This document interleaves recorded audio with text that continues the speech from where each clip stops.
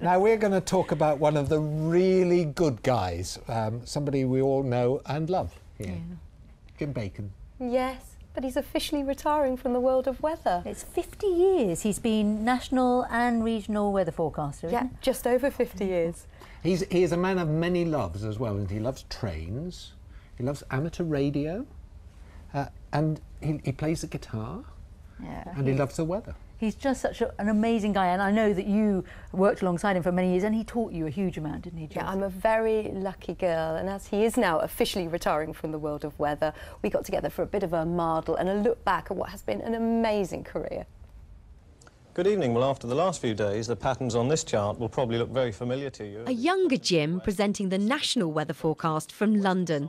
Fast forward a few decades and he's officially retired, which gave me the perfect opportunity to catch up with an old friend.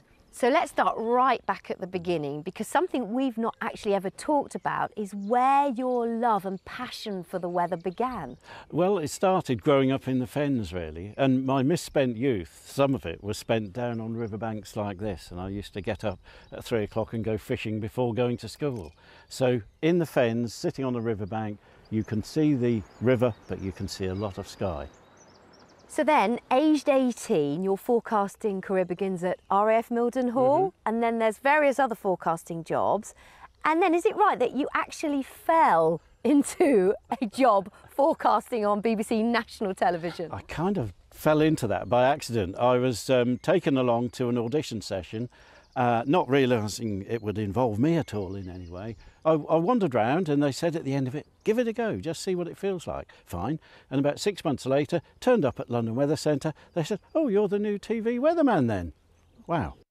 For most of us, it's going to be a dry and rather misty night in places, particularly in these western areas. And what was it like using those magnetic symbols? Because forecasting back then was very different. Well, the magnetic symbols were difficult to handle because in the studio the lights were very hot. You had these bits of flimsy magnetic rubber and you had to get them in the right... It's like dealing a pack of cards. Very tricky.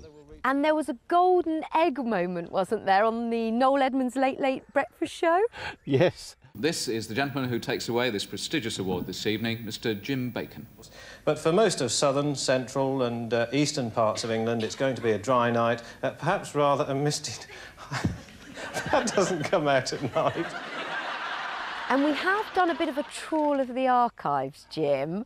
Do you remember your 1984 appearance on Val Dunican's very special Christmas? Oh, my word. That was an amazing thing. I was on a shift, a 12-hour shift, and the boss at the Weather Centre came down and said, there's a taxi outside for you. You're going off to do a Christmas special. These are the words of the Christmas carol you've got to learn. Off you go.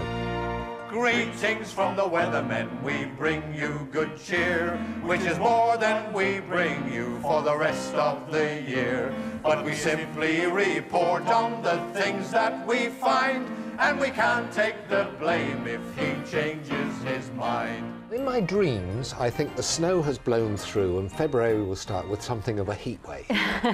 And then, of course, we were lucky enough to have you come and work at Look East. All in all, the winter theme continues, and just to take us back to that band... Which did you prefer? Magnetic symbols, because I quite like the idea of slapping something on a screen behind me, or the whizzy sort of electronic graphics? Well, I think I have to say they both have their strengths. You feel in control of the magnetic symbols because you've got them in your hand, but the computer graphics nowadays are just so good at showing quite complicated ideas simply. Well, I'd just like to wish you a very happy and enjoyable retirement. You deserve it. Excellent. Well, And I think I'll leave the last word to Val Dunican. They also asked me to mention that Jim Bacon on the end is in fact leaving the TV weather forecasting team. So can we thank him for all the marvellous news he's brought us through the year. But National Telly's loss was definitely East Anglia's gain, as Jim came back closer to home to be with his family and work here. And there was so much more we could have talked about, but something tells me we haven't quite seen the last of the lovely Mr. Bacon.